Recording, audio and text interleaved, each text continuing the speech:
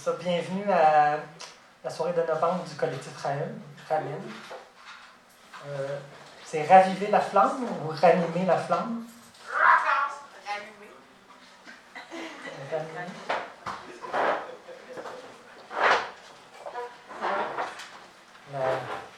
La réanimation. Donc, c'est ça. Donc, il y a un petit bout.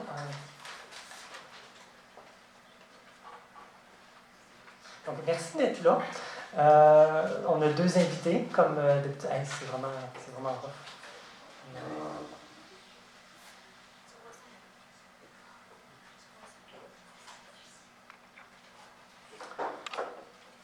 Donc, ce soir, on va entendre deux invités. Ensuite, une pause. On va entendre une pause. Ensuite, on va avoir le micro-verre traditionnel. Et ça va être ça. Donc,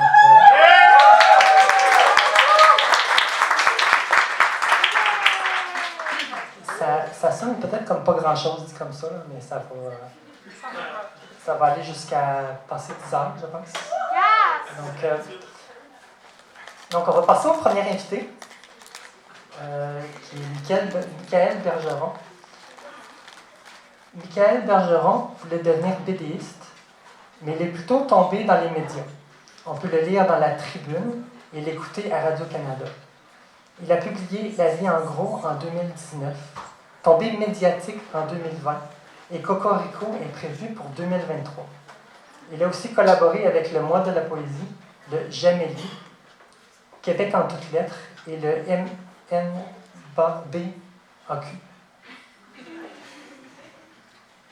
C'est le Musée national des beaux-arts.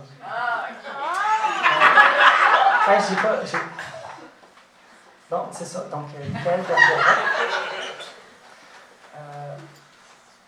Donc, c'est difficile de préciser que c'est mieux de passer par l'avant plutôt que par le côté. Je crois que c'est dangereux par le côté. Je n'ai jamais essayé. On me dit que c'est dangereux, donc je ne le fais pas. Donc, pour les lectrices, le micro, c'est celui-là.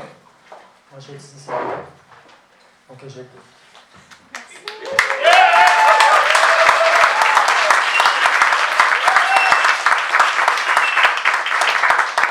Bonsoir. Alors, je suis bien content d'être là. Je n'étais pas venu une soirée ramen depuis la pandémie. Donc, très content d'être de retour, surtout que je n'habite plus à Québec. Donc, j'ai moins l'opportunité de venir dans les belles soirées de ramen. Et comme j'en parlais avec Mireille aussi, j'ai pas lu non plus sur une scène depuis la pandémie. Donc, voilà, on va voir à quel point je suis rouillé ou pas. Ce que je vous propose, en fait, ce soir, je vais commencer avec un texte que j'ai écrit pour ce soir. Je vais essayer de m'inspirer du thème. Et après, si vous voulez, je vais vous proposer un extrait de mon prochain livre qui va sortir théorie fin janvier 2023, qui est sur la masculinité toxique. Donc, voilà, je vais retenter votre pouls. Rendu là. Donc là, le texte s'appelle « Les flammes éternelles ». On peut avoir l'impression que si on ne fait rien, les feux de forêt finiraient par tout raser. Mais si un feu de forêt s'anime loin des bois de l'industrie forestière et loin des communautés, on s'en fiche et on le laisse brûler. C'est vrai. Les feux finissent toujours par s'éteindre, ça ne dure jamais, sauf en enfer, sauf dans les métaphores. Mais même là, même ça finit par s'éteindre. Il n'y a plus grand monde qui croit vraiment à l'enfer. Les flammes éternelles ne sont plus ce qu'elles étaient, à moins qu'on parle des autres, du néolibéralisme ou de la pizza hawaïenne. Les métaphores aussi finissent par mourir, par s'effacer, par ne plus vouloir rien dire. Parce qu'on sait bien, les jeunes, ça y pue, ça n'a plus de culture, ça refuse de travailler, ça ne respecte pas les traditions. En tout cas, selon Mathieu Bocoté, Denise Bombardier et Cicéron.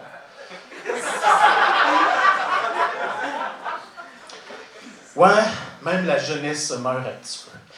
Pourtant, j'ai l'impression que plus je vieillis, puis plus je me rapproche de ma jeunesse. Il y a cette phrase que tout le monde reprend à sa guise et déforme. Si t'es pas idéaliste à 20 ans, c'est que t'as pas de cœur, mais si tu l'es encore à 40 ans, c'est que t'as pas de tête. Maudite belle excuse pour devenir égoïste, hein? Non, non, je ne suis pas sans cœur, je suis pragmatique. Selon Antidote, ben oui, Antidote, pas le petit Robert, gang de snob, pragmatique serait de se baser sur l'action et les résultats concrets. Ben voici quelques résultats concrets de notre société pragmatique. 500 espèces animales seraient disparues ces 50 dernières années. Environ 33 000 espèces sont menacées en ce moment. 8 des 10 dernières années, en fait, 8 des 10 années les plus chaudes qu'on enregistre, là, depuis qu'on note la météo, l'ont été depuis 2012. En 2022, on estime à 225 millions le nombre de réfugiés climatiques. C'est 6 fois la population du Canada. Il y a des gens qui croient que le troisième lien est un projet de société et que ça va changer le monde. Environ 19 000 personnes sont en attente de soins en santé mentale en ce moment au Québec. Les profs quittent les écoles parce qu'on les traite comme de la marde, comme le personnel de la santé. Pour 1 milliardaire, on retrouve 1 million de personnes pauvres. En fait, les 10 personnes les plus riches de la planète possèdent autant que 40% de l'humanité. Ça, c'est 3,2 milliards de personnes. Presque toutes les banques ont fait des profits records en 2021, des 40, 52, même 68% dans le cas de CIBC. Puis pendant ce temps-là, ben, Desjardins a de la misère à me donner plus que 2% pour mon compte épargne. Même si je n'ai pas tant que ça fait chier. Pendant que le nombre de personnes qui se ramassent à la rue augmente chaque 1er juillet, des jeunes promoteurs immobiliers font une course à celui ou celle qui aura flippé le plus de logements, puis les loyers augmentent de 20 ou 25% par année. Pendant que le prix des aliments a grimpé de 11% puis que l'Obla a vu ses profits augmenter de 30%, des commis d'épicerie font en ce moment la grève pour réussir à avoir 2,5% d'augmentation. Les adolescents transgenres ont 5 fois plus de risques de penser au suicide, mais c'est le mot « yel » qui menace la société. Presque la moitié des crimes haineux qui sont en augmentation sont motivés par la haine d'une race ou de l'origine ethnique. Il y a des communautés autochtones qui n'ont toujours pas d'eau potable en 2022. 27% des détenus des prisons fédérales étaient autochtones en 2017, même s'ils représentent juste 4% de la population canadienne. Il y a 1 an encore, un formulaire de la DPJ permettait de ne pas adopter un enfant issu de la diversité culturelle, mais non, il n'y a pas de racisme systémique. Un simple article annonçant la date d'un spectacle et la nouvelle se ramasse avec 300 commentaires qui insultent la chanteuse sur son poids. Mais non, c'est pas grossophobe ou de la violence verbale, c'est, en fait, je cite un des commentaires, j'ouvre les guillemets, un devoir de citoyen de dire à quelqu'un qu'elle est grosse et sur le bord de crever, ferme les guillemets. Plus de 96% des agressions sexuelles et des infractions sexuelles envers les enfants sont faites par des hommes. 87% des homicides et tentatives de meurtre sont faites par des hommes. On vient d'ajouter un triste 14e féminicide au Québec. Puis calvaire, il y a des gars qui essaient encore de faire croire que le problème, ce sont les féminazis, que les féministes vont trop loin. C'est beau, le pragmatisme, hein? Back in the days, au secondaire, ma prof de morale m'a demandé si j'étais marxiste. Mon prof d'histoire m'a demandé si j'étais felkiste, alors que c'était mort depuis 20 ans quand je suis au secondaire. C'est un prof d'histoire vu dans le passé. L'ancienne Lorette me déprimait et j'avais clairement le feu de la révolution en moi. J'avais 14 ou 15 ans, puis je regardais mon voisin aller. C'était vraiment le cliché de l'agent immobilier fier d'avoir une grosse montre, parce que c'est important d'avoir des grosses montres. Puis je me demandais, peut-on être heureux et être aussi obsédé par la verdure de son gazon et la propreté de sa voiture? En fait, plus je regardais mon voisin et plus j'avais envie de révolution. Mais j'ai fini par me sauver de l'ancienne Lorette, puis une fois rendu loin, mais le feu que j'avais s'est apaisé. En fait, plus je me reconnaissais dans le monde qui m'entourait, moins j'avais envie de révolution. Bon, il faut dire, j'étais déjà plus rendu marxiste, là. Je n'étais pas rendu capitaliste non plus. J'étais comme rendu agnostique politique. Le feu qui me brassait adolescent était devenu une braise, pas mort, mais pas fort, comme on dit. Je le retenais aussi. Je le sais que je le retenais pour ne pas perdre ma job, pour ne pas me ramasser tout seul. Mais comme Camus, je ne croyais plus vraiment aux révolutions, mais je cherchais quand même ma révolution. Et plus je vieillis, plus le pragmatisme me fait chier, comme quand je regardais mon voisin. Je suis juste incapable d'accepter les injustices, puis quand un politicien sort une excuse pour tolérer les abus, ben le feu m'arpogne en dedans. Peut-être qu'on ne peut pas changer le monde, mais on peut améliorer la vie du monde. Fait que je suis là, rendu à 40 ans, encore idéaliste, encore anarchiste et encore amoureux des soirées ramen. Il y en a qui vont dire que j'ai pas de tête, mais j'imagine que ça signifie que j'ai du cœur. Voilà.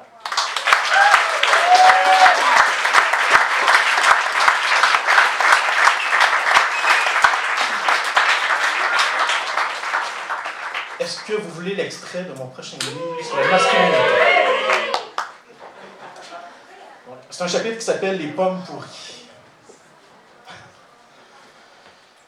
Lorsqu'on parle d'enjeux systémiques, il y a toujours du monde de bonne ou de mauvaise foi pour confondre systémique et systématique, ce qui ne veut pas du tout dire la même chose.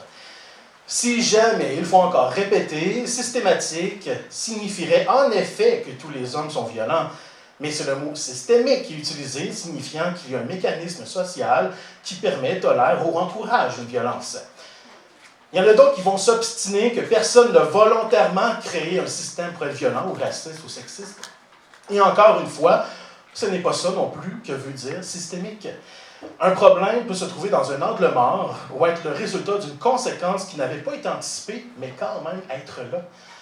S'il y a bel et bien des cas où les discriminations systémiques sont réfléchies pour exclure des gens, comme certaines lois américaines qui font chuter les taux de participation des personnes noires de couleur autochtone, ou contre l'avortement, il y a aussi des situations où c'est vraiment involontaire.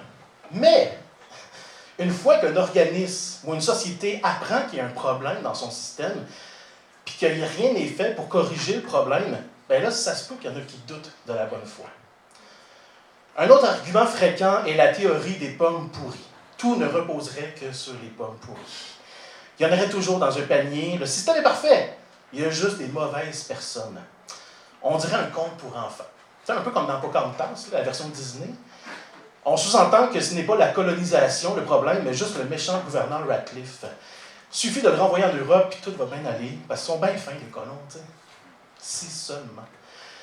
C'est un schéma plutôt fréquent au cinéma. Il y a une nouvelle pandémie, on va mettre James Bond sur le dossier. C'est sûrement un grand criminel, millionnaire, qui se venge pour la mort de son père, et non le résultat de notre déforestation sauvage. Une minière pollue une région, ce n'est pas toute l'industrie minière qui est problématique, c'est juste le méchant propriétaire qui n'a pas de dignité. Une agression sexuelle étouffée dans l'armée, ce n'est pas l'armée le problème, c'est juste un méchant général trop fier et trop frustré.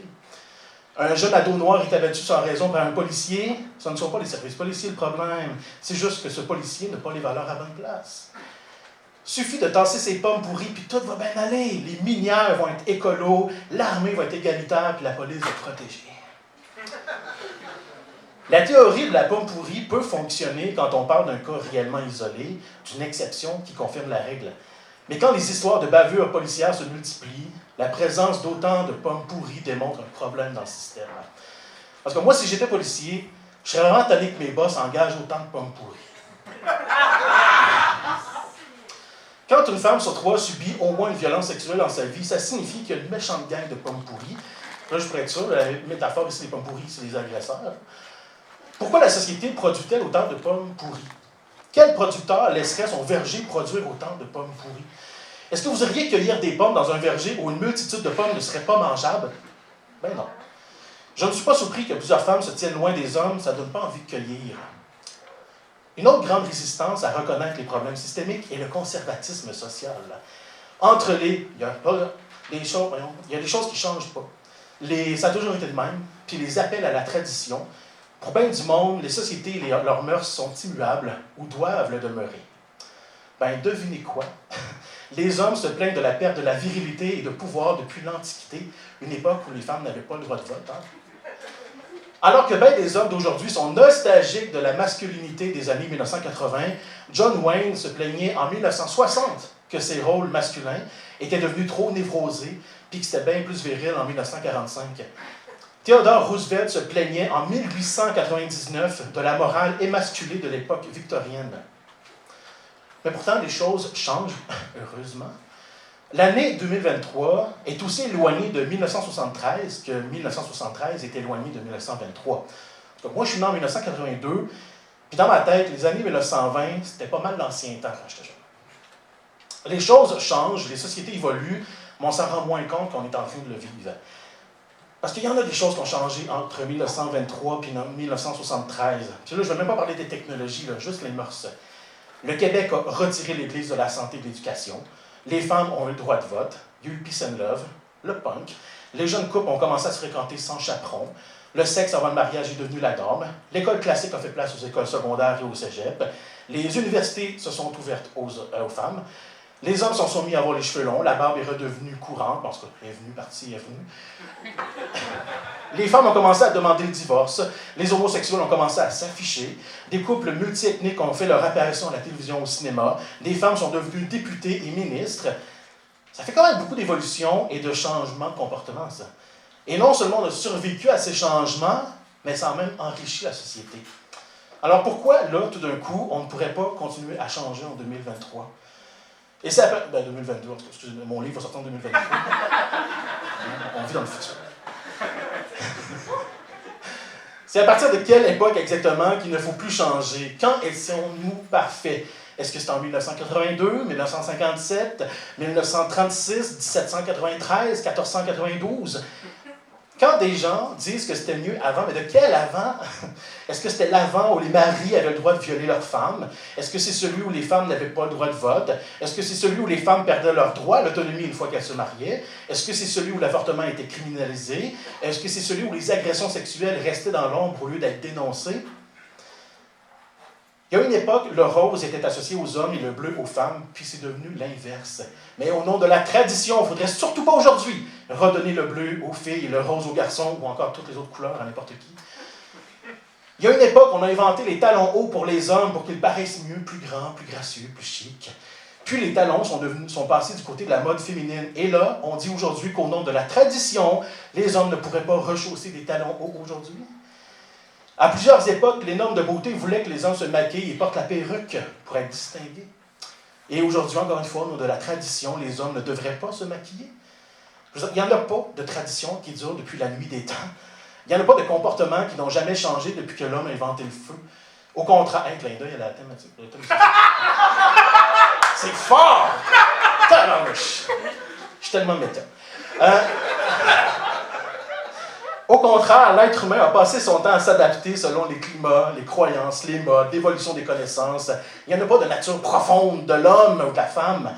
Il y a des traits culturels et des normes sociales qui sont tout le temps en mouvement. Tu sais, si plusieurs peuples africains étaient peu vêtus, puis que les Inuits portaient d'énormes fourrures, c'est pas parce que les Inuits sont plus pudiques, c'est juste parce qu'il fait frais dans le sac polaire. Moi, je ne comprends pas cette rengaine conservatrice. Après tout, le propre de l'humain n'est peut-être pas le rire, mais sa capacité à s'adapter au changement. Donc, notre deuxième invité ce soir est Mireille Gagné.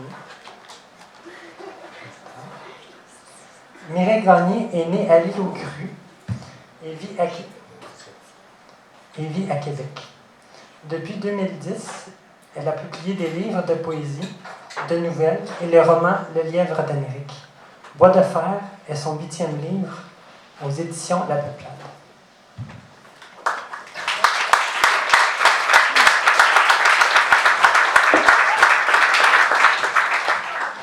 Salut tout le monde. Mon Dieu, il y a vraiment beaucoup de monde. C'est le fun de voir une salle aussi remplie. Moi aussi, je suis vraiment rouillée. Ça fait beaucoup de mois, beaucoup d'années que je n'ai pas lu devant du monde, donc soyez indulgents. J'ai décidé de vous lire Bois de fer aujourd'hui. Bois de fer, avec les flammes, je me disais, j'ai entendu dernièrement que quand on fait brûler du bois de fer, soit un ostrier de Virginie, une fois qu'il a brûlé, il ne reste plus de cendres. Je trouve ça intéressant comme fait. Donc, ça va y aller comme ça. Tout a commencé il y a quelques semaines. Sorti de nulle part des taches, plein de taches. Rouge, écarlate, orange, jaune. Depuis, j'ai beau retourner ma peau dans tous les sens, l'asperger d'eau de javel, la faire tremper avec de l'oxycline, la gratter. Les meurtrissures ne veulent pas disparaître. Au contraire, elles s'accroissent chez le psy. Je ne saurais même pas décrire ma sensation. Une genre de fatigue extrême décuplée par la présence de parasites envahissants. Un insecte nuisible, une spongieuse d'Amérique, qui pond ses œufs dans l'une de mes crevasses, arrache le poil rugueux de son abdomen pour protéger sa progéniture. Quand on touche aux amas duveteux, ça provoque de l'urticaire. Pour s'en débarrasser, on doit détruire les nids un par un, laver l'écorce avec de l'eau et du savon, tuer les petits avant qu'ils ne fassent d'autres petits. Malgré tout, je continue, je persiste, je m'acharne, je coupe du bois jusqu'à l'épuisement. J'enfile mon écorce la plus scintillante, je rase le sol lors de vos visites. Pour camoufler mes tâches, c'est simple, j'attire votre attention ailleurs, vers le ciel, sur les écureuils, la maladie de l'arbre d'à côté, la fleur sur le point d'être écrasée. Je redoute que vous m'étaliez sur une table et que vous me disséquiez sous une loupe lumineuse. J'ai jamais vraiment compris le small talk.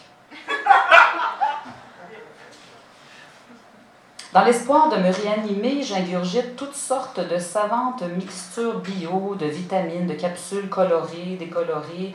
J'arrête de consommer du gluten, du maïs, du soya, du riz. Vous angoissez tous à m'arroser. Donnez-moi juste un peu d'espace. Allouez-moi une terre, un champ, une forêt, une île pour m'enraciner. Cette désagréable aperception d'asymétrie, je ne suis jamais entièrement satisfaite de mon feuillage, de ma droiture, toujours inquiète d'être déclassée, un balai de sorcière coincé quelque part derrière la nuque, mon écorce tire entre l'omoplate et la clavicule. Malgré tous mes efforts investis pour lâcher prise, je repère toujours une surface, votre œil, où mon image se reflète inachevée. J'ai perdu de mon essence. Je doute que vous vous en soyez rendu compte, comme si mon effluve intime s'était échappé par une toute petite lésion dont j'ignorais l'existence. Depuis, j'ai peur de me perdre dans le boisé du quartier, de ne pas retrouver ma propre trace. L'anxiété est dense. La banlieue est pactée d'échos, de silence, de grésillements. Mon corps se cambre, adopte des positions inextricables. Mes vertèbres bloquent, se tassent, se déplacent. Le temps se fait cru, mes feuilles se rétractent. Le chiro ne trouve jamais le bon nœud. Il insiste sur les balançoires et les mangeoires d'oiseaux quand tout ce qu'il devrait faire, c'est m'élaguer. Je prends rendez-vous chez différents spécialistes. Désespérément, j'aborde tous les coins sombres du bois, mes encavures, les essouchements, les éboulis, les abattis. Chez l'acupuncteur, j'évince les pucerons, mais rien n'y fait. La douleur est ailleurs. Voir ne signifie pas toucher à l'essentiel. Mon prof de yoga me répète inlassablement que je dois apprendre à m'en calmer. Il faut inspirer amplement, permettre à l'air de pénétrer par ses orifices et remplir son corps couche par couche. D'abord l'écorce, ensuite le phloème et le xylème jusqu'à la moelle. Attendre quelques secondes, puis expirer lentement. Essayer de sentir le relâchement. Mais chez moi, ça ne fonctionne pas. Ce qui s'avère plus difficile vient toujours après. Il y a toujours des endroits plus mous à l'intérieur. Des recoins où le bois a commencé à pourrir par en dedans. Pour les réparer, je commence par chercher un trou. Du bout des doigts, je ne le détecte pas toujours en premier. Mes mains parcourent mon corps jusqu'à ce que mon ongle s'accroche à l'écorce. Le trou est parfois si large que j'arrive à enfiler le poing. Il est souvent exigu. Je suis contrainte de le forcer pour agrandir sa circonférence. La plupart du temps, il saigne, il crie. Je le bouche avec des brindilles de la soie, des animaux morts ou blessés. La brèche finit toujours par se refermer, ne laissant à la surface qu'une cicatrice fibreuse, un anneau de croissance de plus dans le tronc pour vous rappeler mon point de rupture, mon altérabilité. Depuis quand exactement me rendez-vous visite la nuit? Installé dans un mirador caché derrière mes cheveux, vous bardassez, scrutez la forêt jour et nuit, attendant une bête qui ne passe pas. Impatient, anxieux, vous sacrez, cassez mes gourmands, tirez du 12 pour faire déguerpir les enfants et les corneilles. Dès que ça crie, je recommence. Je découvre une cavité supplémentaire que je ne connaissais pas. J'ai le mauvais pressentiment que vous vous acharnez à creuser des tunnels à l'intérieur de moi pour vous remplir les cloches de sciure et de copeaux de bois. Je vous imagine revenu chez vous le soir affairé à les compacter en bûches, confortablement assis devant votre foyer, à les observer brûler avec satisfaction. C'est le moment d'amorcer l'opération de sacrifiage, me convainc mon thérapeute. Il explique que ce traitement sylvicole consiste à perturber la couche d'humus et la basse végétation afin d'ameublir le sol et de le mélanger à la matière organique. La procédure est simple, mais douloureuse. Une fois celle-ci terminée, j'observe encore un peu ébranler mes entailles. J'appréhende ce à quoi elles me donneront accès.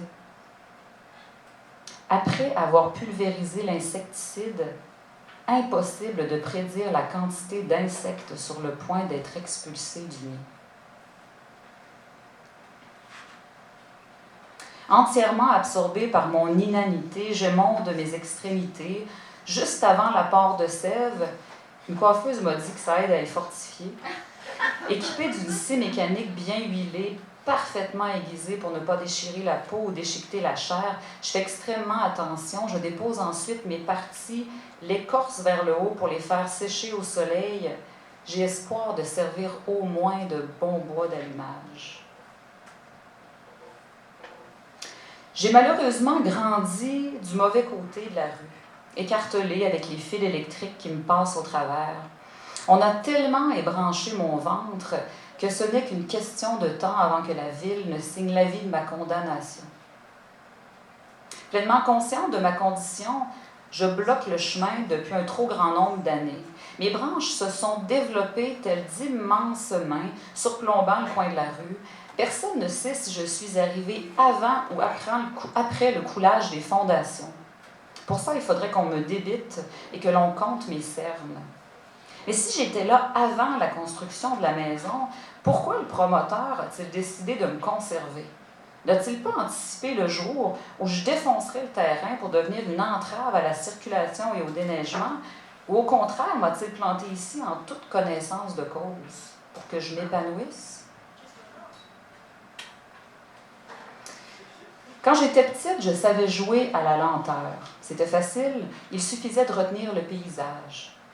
Des suites d'un hiver hâtif, j'ai étrangement perdu cette capacité, comme si le fait d'avoir manqué le signal avait introduit un léger retard entre moi et le temps. Maintenant devenue grande, je m'efforce de rattraper ce décalage, mais sans succès. L'immobilité n'est pas seulement une question d'apparence. J'aimerais ressembler à ces épinettes de Norvège qui résistent aux hivers rigoureux du Grand Nord.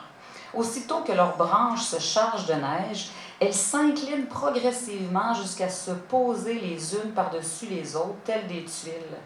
Elles se soutiennent mutuellement si bien que la neige finit par tomber dans un léger chuintement. Par instinct de survie, ces épinettes développent un tronc parfaitement droit et rectiligne, une flèche pointant vers le ciel, impossible à déséquilibrer. Je voudrais tellement être verticale, moi aussi, me dresser inconditionnellement.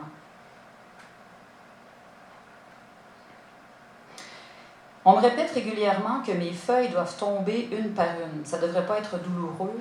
Pourtant, dès que j'entends cette phrase, le vent me revire de bord, une main géante fend le ciel en deux et plante en rangs serrés et touffus des arbres, des bosquets, du chien-dent, des fardoches, toutes mauvaises herbes imaginaires pour obstruer mon champ de vision. J'insiste. Pour guérir, la perspective est vitale.